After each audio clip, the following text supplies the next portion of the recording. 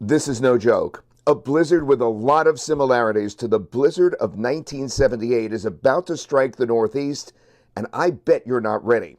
I'm meteorologist Todd Gross, and I'll show you where the impacts will be, how much snow you'll get, what's up with the wind and the coastal flooding as well. It all starts with an upper-level storm center that drops in right here into the eastern United States. But you see that arc, that dark color right there? That's kind of indicative of some of the real power that's at the base of that trough that causes it to close off into a closed low, very, very similar to our worst northeast snowstorms that we ever see. This storm center ends up strengthening suddenly, eventually to 964 millibars, which would be a Cat 2 hurricane.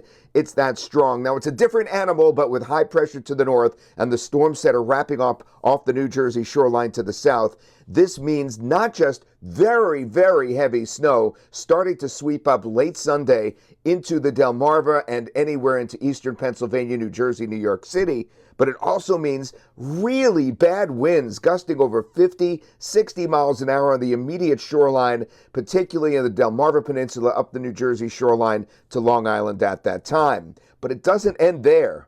By late Sunday night, that 964 low ends up stalling south of Long Island and ends up just kind of teetering near Nantucket later in the game. Now, the only thing that could save eastern New England from getting it as bad as, let's say, New York City is the fact that this may blow itself out before it ever gets to eastern New England, but that's really pushing it. It probably will hold on just long enough, as you can see denoted by these areas of heavy snow right there in southeastern Massachusetts for later on Sunday night.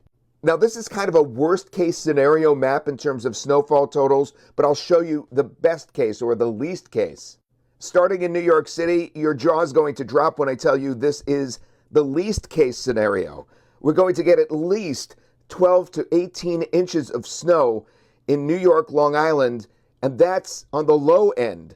Now, Washington, D.C., even though you have low snow amounts here, you're right on the edge, and you could end up with a foot of snow. It's not out of the question. This happened in the blizzard of 78 as well. You just barely missed it in Washington, but from Baltimore and Philly northeastward, you got it.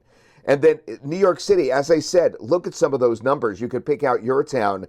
Particularly bad will be the coastal shoreline of New Jersey and the south shore of Long Island. Speaking of Long Island, that snow could go inland into the suburbs, but the really bad winds and the coastal flooding will be right on the immediate shoreline, although near blizzard conditions will exist in the interior as well. It will be a full-out blizzard in New York City and Long Island and along the New Jersey shoreline. And how about New England? Again, these are conservative totals.